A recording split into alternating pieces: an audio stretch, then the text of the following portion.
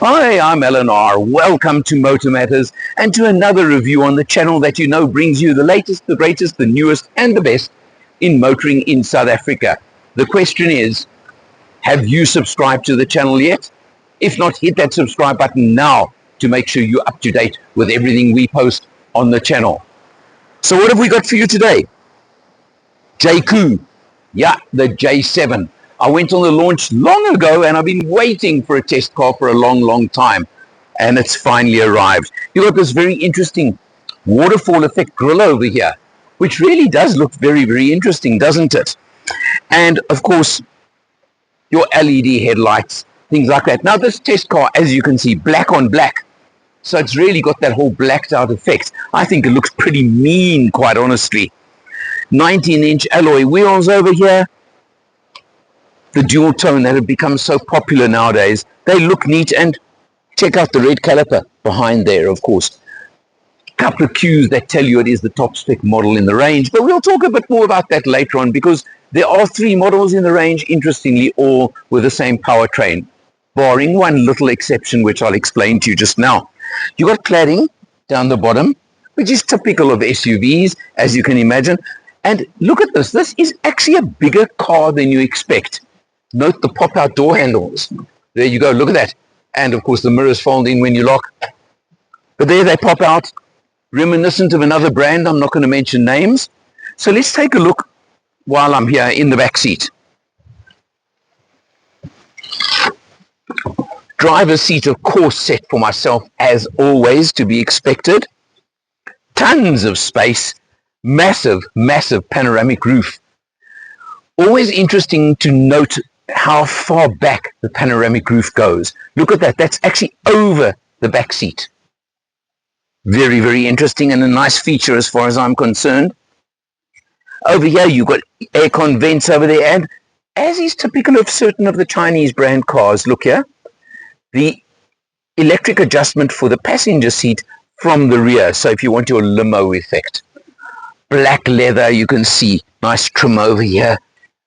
I'm not going to say it's genuine leather. That's not the point. And in this top spec model, you even get a Sony sound system. Also, you'll notice the very square cues throughout this car. Look at this around the door handle, this around even the little opening lever for the door. Very much the square concept and the square design that comes throughout this vehicle, and it's emphasized a lot of the time. Come round to the rear over here, of course, and again, note the LED lighting. So the lights look very small, but of course, LED means you great effectiveness from your lights. And the 2 very big rectangular exhausts over there. Pop open the boot, and let's take a look at what goes on over here now. Just do that quickly and get that out the way. And I've now really got to give credit for a change. We've got a full-size spare wheel under the board, not a space saver. That's becoming a rare feature these days, it really is. But now guess what? It's time for the Allen test. Let's go. This is going to get a little bit in my way, I can tell you that now, but let's not worry too much. Let's just do this. Hey, this is a good 1.5 Allen boot. Got a bit of extra height, but notice it is quite a fast back effect on the rear hatch. So, yeah, I would say nice 1.5 Allen, which is pretty decent for your average family 5-seater SUV. I'd be very happy with that. Now, I said to you the powertrains are common to the J7 range. So you've got a 1.6 litre turbo petrol engine under the bonnet, 145 kilowatts, 290 newton meters of torque. Nice numbers, aren't they? And you've got a 7-speed dual clutch automatic transmission. Now, what the top spec model gives you that the lower 2 don't give you is, and it's switchable, but you've got an all-wheel drive where you can engage all 4 wheels as opposed to just front-wheel drive on the other models in the range. So that is a nice extra feature because Jaecoo is the off-roadish model in the cherry family, can I call it that? So it's the off-roadish one. You can see the looks, you can see the chunkiness, you can see the slightly higher stance, features like that that make you aware that this is the off-road version. And it's got all of those features. So the all-wheel drive option, the switchable, I like that. Switchable to four-wheel, all-wheel drive, gives you the option of some fairly mild but decent off-roading. And if you go back to my launch video, you'll see where we did do some nice little tracks, can I call it that? So let's check it on the road and let's have a look inside. Cruising along, because it's a famous MotorMatters road trip. It's a weekend, it's a long weekend, even better. But I must tell you, this Jaecoo J7 just really has impressed me so much. When we left home, the trip meter was showing a very low 45 odd kilometers of urban driving. We're now on 157. It was showing 9 liters per 100 for the urban driving. I haven't reset it for this trip.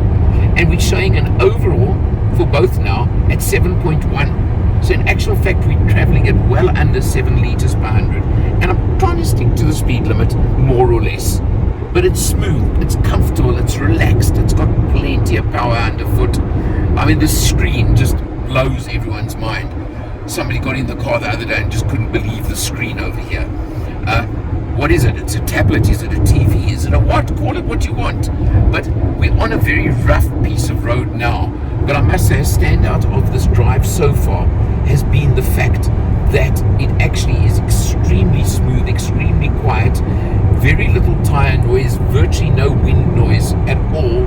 It's a real comfortable, smooth, cocooned experience I'm having. And as you would expect from this car, spec to the hilt, got everything you want, got all the features you want, and of course it just runs so nicely and so easily. Got to tell you, I was impressed at the launch. This is really just not just confirmed my how impressed I was, it's added to it by quite a big margin. But what a beautiful day out in the country. Isn't that the more important factor, that we're enjoying ourselves like this?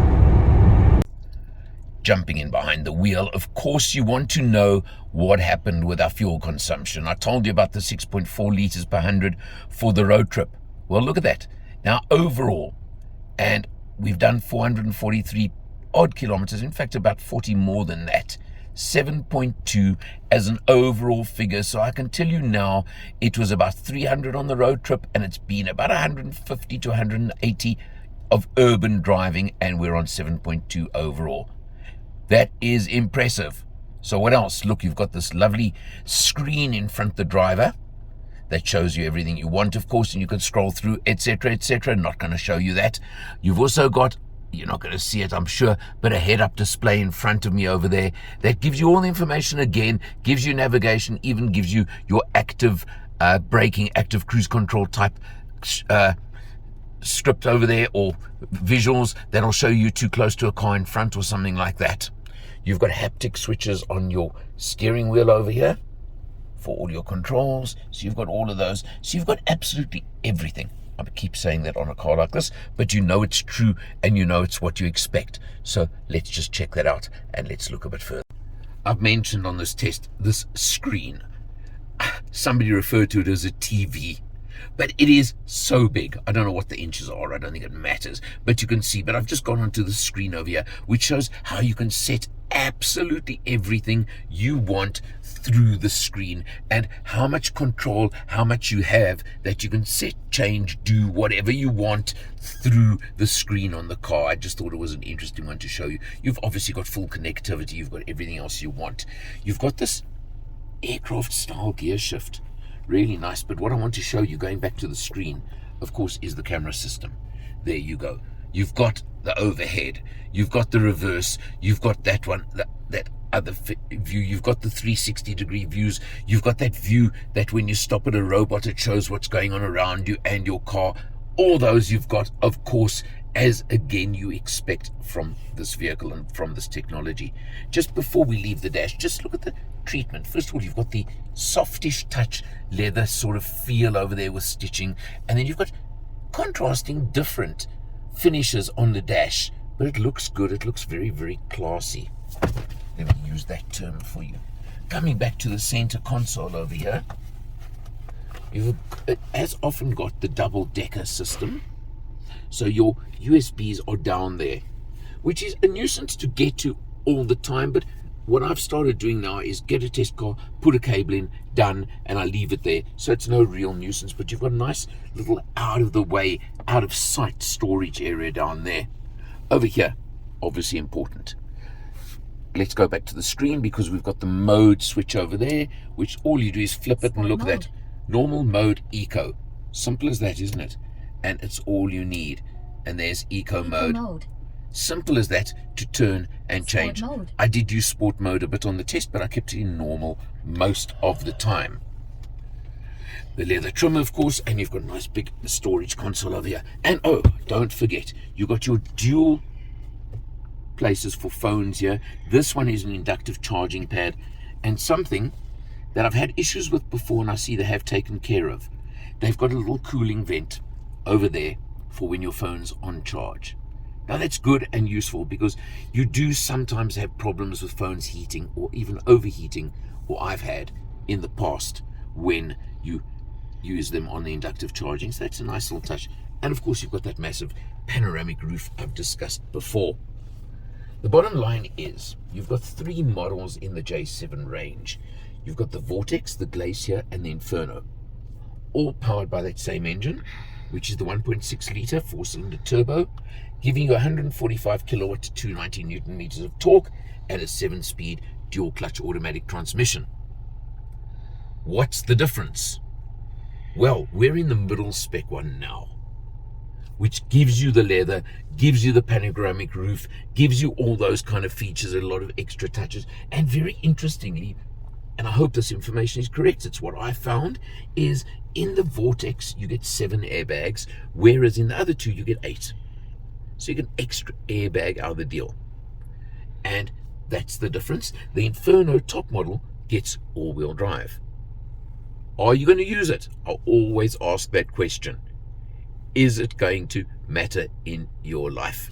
Spec-wise, between the Glacier and the Inferno, I haven't found much difference spec-wise except for that all-wheel drive. So you've got to decide, do you want a car that is going to you're going to take off the beaten track, off-road sometimes, that you want that facility? If you do, go for it. Because pricing, it's $549,900 for a Vortex, $599,900 as we sitting in the Glacier, and $679,900 for the Inferno. So you're paying 80,000 Rand extra for essentially the all-wheel drive. A bargain if you're going to use it. Not if you're never going to use it. I'm putting it as simply as that. So normally, I think you know me by now, I would discount the middle model of the range. This is going to be my exception. Just for once, I'm going to be different and tell you, I think this is the cherry in the range. Just my feeling, just my opinion. You can take it as you want. But what has really blown me away on this test has been that fuel economy. That has finally broken that bogey from the Chinese brands regarding fuel economy. 7.2 liters per 100 overall figure. I think that's pretty exceptional. The rest of it, really, as with its brethren from the stable, you know what I'm talking about. It's a car you got to go look at, go drive, and go and decide. For MotorMatters, I'm Eleanor. I'll see you next time.